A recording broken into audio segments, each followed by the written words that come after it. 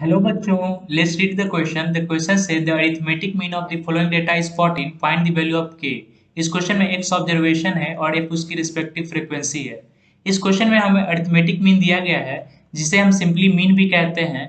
तो mean equal to 14 और हमें k की वैल्यू फाइंड आउट करनी है।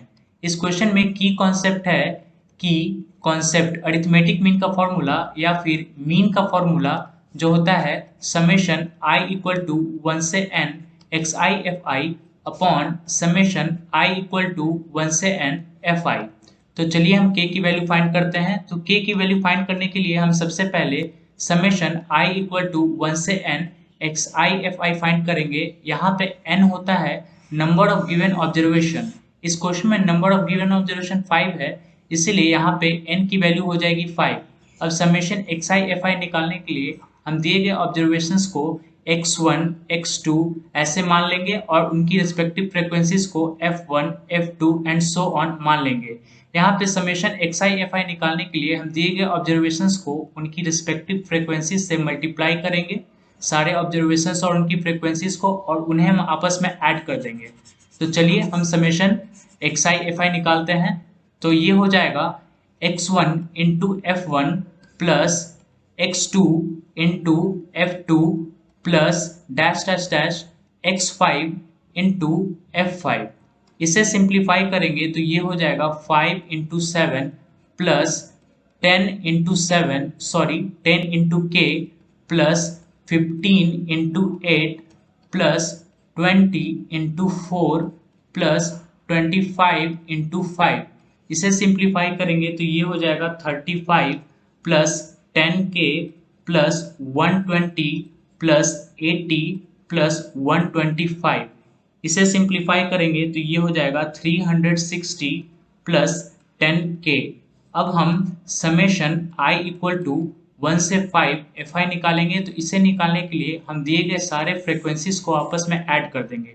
तो चलिए ऐड करते हैं। तो ये हो जाएगा 7 plus k plus 8 plus 4 plus 5।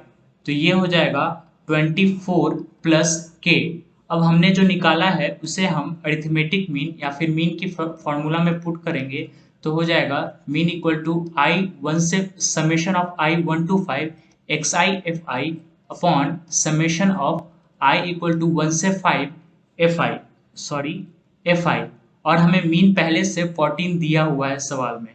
तो 14 इक्वल टू हो जाएगा 360 प्लस 10k अपॉन 24 प्लस के। इसे सिंप्लीफाई करने के लिए हम डिनोमिनेटर को LHS से मल्टीप्लाई करेंगे। तो ये हो जाएगा 14 इंटू 24 प्लस के equal to 360 plus 10k।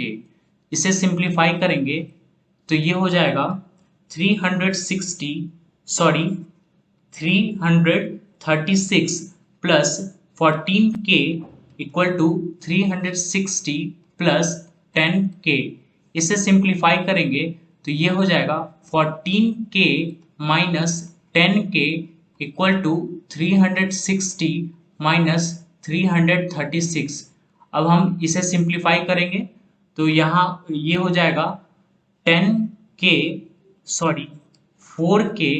Equal to 24। So k की वैल्यू हो जाएगी 24 अपॉन 4 विच इक्वल टू 6।